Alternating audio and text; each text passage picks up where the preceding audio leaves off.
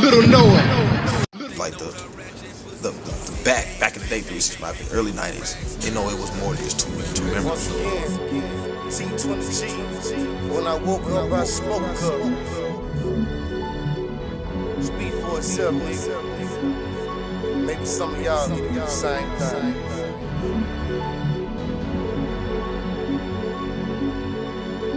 Face. We on our way, nigga. We on our motherfucking way.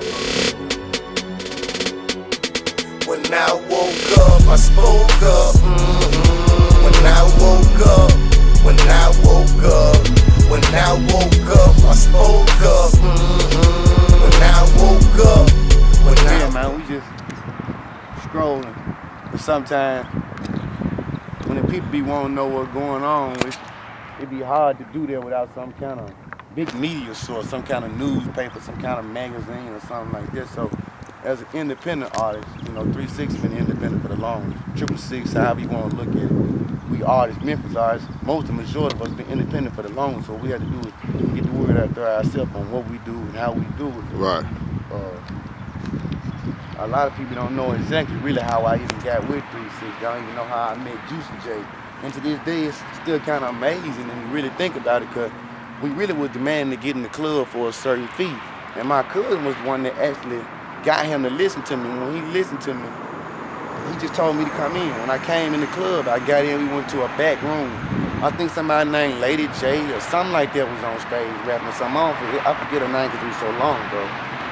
But when I got in there, when we first got in there, he heard me rapping. Now, one thing I could always do, I could make the beat.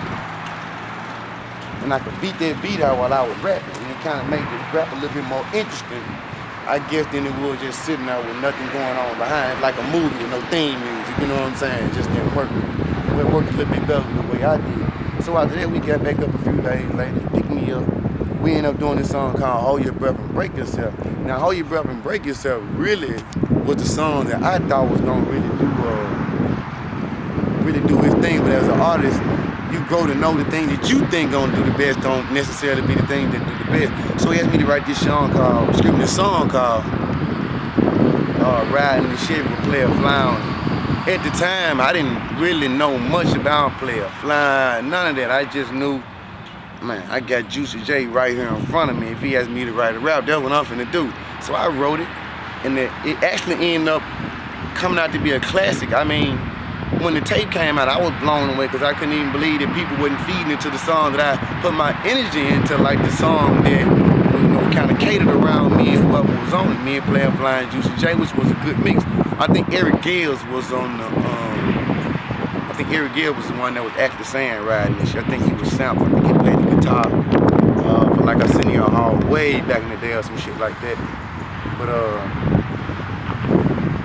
long story short, once I got involved with that for a minute, I just kind of, it just blew, it just blossomed from then. I think I met Lil Chat probably about a few years later. We was at Eastside Summer School, and I was dating one of her friends, a girl by the name. Anyway, I was dating one of her friends. I ain't gonna drop no names, y'all. I ain't gotta worry about it. We got cool. To me, Chat was a hard bitch. I ain't even lying to you, man. Chat was like, it was different, you know what I'm saying? She was just a different bitch. She was like, I was like, damn, this bitch hot. So I called Juicy the first chance I get. You know, if niggas made calls for me the way I made calls for Chat, we probably wouldn't be doing this independent. But back to the story. But when I called Juicy, Juicy gave her a chance. You know, they end up, to this day, matter of fact, she ended up doing all the classes y'all know her from. Chicken Head, you ain't know. I mean, a lot of shit that just was real solid, good shit. You know what I'm talking about?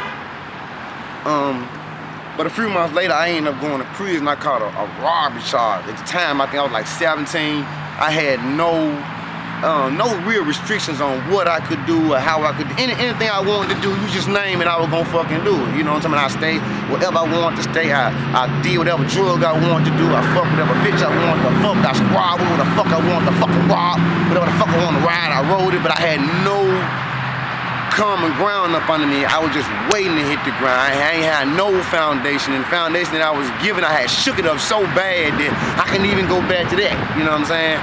So once I caught the robbery charge, I ended up Actually, it was attempted murder, robbery, and a few more other little charges. Cause you know, when you first get a charge, they give you 12 of them motherfuckers. And you got to, you know, get them minimized and shit like this right here. They really fuck you up when you get in that system if you don't know your shit. So I get down there, I end up getting a, what's called, what they call them, a PD, a public defender. Cause I'm thinking, you know, my mom was at the hospital. My mom was damn near on her deathbed, no fucking shit at this time. So it kind of was killing me to be fighting both of those at the same time. But I had this public defender, I don't remember what her name is. I don't ever want to meet her again a day in my fucking life. She said, I think your first offer may be life. You know, I had never been a juvenile. You know, shit, I ain't never know what it was like to have on a tight pair of tennis shoes, man, to be honest with you, man. You know, I was the only child for so long, I just wasn't accustomed to, you know, just being restricted or not doing what I want to do for the first time in my life. I ended up on the 4th floor. I started out with a whole bunch of South Memphis niggas. Wasn't nothing but South Memphis in that motherfucking Vice Lord. That's all the fuck was in that joint. It was some G's in that joint, but them G's wasn't just, you know, it was controlled according to how it was ran. I put it to you like that. They had some shit called a fucking Thunderdome, and if you from Memphis, anywhere from fucking Memphis, Tennessee, any kind by any motherfucking means, you know what the fuck Thunderdome is. I mean, niggas really got down. I'm talking about niggas was belly to belly, like this here skin to skin on concrete, man. Real niggas like real 300. I'm talking about fuck the moves. I'm talking about these niggas got real swords and knives. Niggas gonna murder you, man. Stick the shit out of you everywhere. They gonna stick their best friend if you in the way. I'm just being honest with you, man. I seen it happen, man. But once I got up there in 4R, I kind of seen how things went for a minute. They end up busting that pod up. End up going to another pod, busting that pod up. End up in long run, I end up in the pod on the 4th floor with LMG, Lamar God, Freddy Krueger, Hitman, Mario Colbert.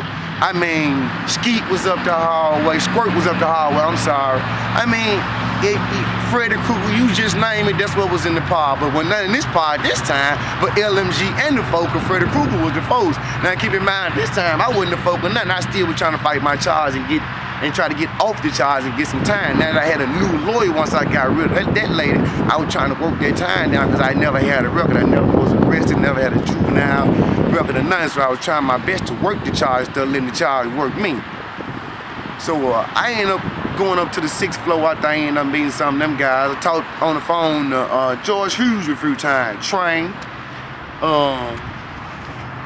And I mentioned these niggas not to be just dropping these niggas' names. I mentioned these niggas made a difference. These niggas wasn't normal niggas. These niggas was niggas who set a motherfucking pace for every motherfucking nigga around them. You know what I'm talking about? And by me being so fucking young, I didn't know the luxury that I had to be able to get this dude to call that dude, or that dude to call this dude, and put me on the phone with him. So by the time I went to the 6th floor, I got shipped to the penitentiary. The game kind of evolved and switched up on me a little bit.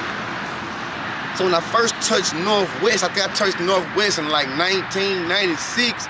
Oh man, it was a motherfucking madhouse. I ain't even not lying to you, man. I tell y'all what, this go out to the whole fucking world. Just imagine a motherfucking prison. My mama said I cuss too much, I'm gonna cut that out too. Just imagine a prison, right? Full of young niggas. 17, 19, nobody with no GD, nobody ain't got no common sense, no principles, no moral shit. We ain't even developed that shit. We ain't even raised on this shit, so how the fuck we gonna know it, right? I get there, it's just a madhouse. I know when I get there, I'm not finna be able to maintain too long on the compound because I already see how this shit going. G's rocking, V's rocking, man, everything rocking. He's right there in front of you, man. You know what I'm talking about? Ain't nobody hiding none of it right there, man. If one of your homeboy, one of your G niggas, or one of your Crip niggas, or one of your Vice Lord niggas got life and he got a motherfucking punk, that's his motherfucking business. I'm talking about, it's a whole different world, know what I'm talking about? Anyway, once I get there, I end up getting a fucking sticking child with my nigga in there, man. You know what I'm saying? I was actually in my fucking cell with a little radio about this big.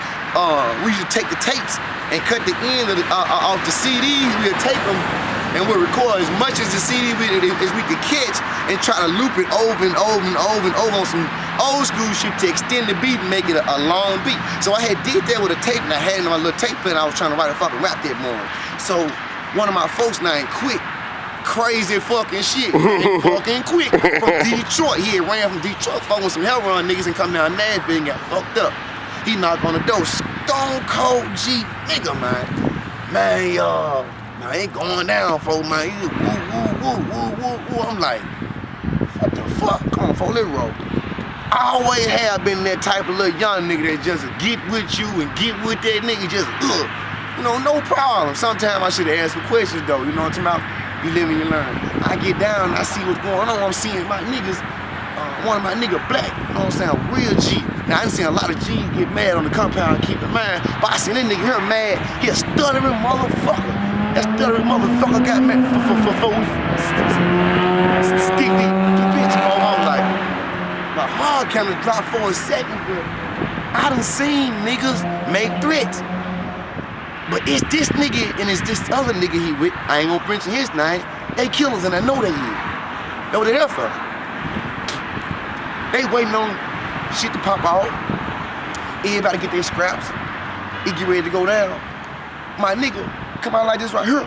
The nigga try to holler at him. Black said, no, bitch ass nigga, I tried to talk to you. I ain't nothing to talk about. Let go. I said, man, I knew I wasn't finna be on the compound, so I know this shit. So I'm wrestling with me knowing goddamn well this one don't work out right. And goddamn well this ain't finna work out right. So, man, by the time we get outside, I swear my nigga black turn around and hit that man in his mouth with the knife. So I'm like, damn, this my guy, this my G, right? Boom, right on his ass. We get back in there, we brawl and shit go mad crazy. I end up getting stuck by one of my own folk in the whole issue. Though I told you, when it's a battle royal, they can get stuff from anywhere by anybody. It can be your own kind. He probably ain't even mean. Niggas just sticking, grabbing, slicing, dicing, and fighting. Niggas just, it's on. It's a battle royal. This how we do it. It's all about what we got going on right now. Some real 300 shit. So after that, I actually fucking get away with the shit. Go back up to my cell, but I had a fucking t-shirt on with the state number on it. You know what I'm saying? So I fucking wrapped my arm up, took the t-shirt was so fucking bloody. When I got on the inside, I put that motherfucker in the garbage can under the bag. I don't know what I did that for. I know better than they come in looking for everything they found. Come in my cell, just to happen, I fucking had laid down like I was sleeping some shit. They come through the fucking door. I got blood, pillow blood on the sheet. I ain't paying this shit no till this just won't stop bleeding, you know what I'm saying? Damn. They get me down there and tear me. And before long, they put me on 23 and 1. I get charged with the shit. So now I'm looking at this 8-year sentence. I'm like, damn, I got an 8-year sentence. I've been locked up 2 years. They want me to do 2 years on max. Then they want me to do 2 years when I get off max before I go to the parole board. So I'm like, 2, 4, 6. What the fuck? I got an 8. Then I gotta wait for them to give me a date after that 6. So I'm like, oh, hell no. I get maxed out. I get shipped here, there, back and forth. And the only thing about max I will say, I'm gonna move on like this right here. If you never experienced shit like panic attacks and rage and just extreme violent thoughts and shit, that's what that shit do to a nigga. So I'm not excusing certain niggas, I'm just telling you the penal system, what he do to the soul of a man sometimes cannot be redeemed. That's all I'm saying. After that, I end up getting off max. I go straight off max to another prison, and the nigga I get off max with just killed my homeboy, Manote. That's the first homeboy I had. He died, he was 14, shot him dead in the streets and shit. So I'm like, what the fuck? I damn near want to pray and ask God, okay, what the fuck kind of trick is this one, right? Cause this nigga, he killed my fucking homeboy, so like, what the fuck I'm getting off max with him for? So I get there, I end up going to the same prison, but keep in mind, I wasn't classified as this prison. This just show you niggas in the streets who be playing these games, they make you think a nigga can't touch you inside that joint. They can. Cause some kind of way I end up stuck in the prison I wasn't even classified to with another nigga that was my big G that had been locked up 22 years with playing the rank. Watch yourself, nigga, to my what you won't get caught up doing. Cause nigga can put you where they wanna put you, bruh. We get there. I'm fucking mad, I'm confused, I gone get I can't do shit. They made me get my shit off from now, I'm stuck here. The same nigga I just got to tell you about got a GD tattoo on him and he knocked the folks. Oh, hell no. You know, keep in mind, we just went through this when I got here, right? not gonna go right. Same shit in my fucking head, it's not finna go right. Sure shit stink, beef come to beef, shit get to cooking, some niggas touch the microwave, some niggas touch the stove, bam. The niggas wanna get revenge. The nigga checking PC, check himself out. He had to check himself out cause he wouldn't snitch on who fucked him up. Cause the nigga was a killer to begin with. Keep in mind, PC don't mean punk. PC means sometimes you weren't snitching. Administration tried to move you before you became a lawsuit or a liability.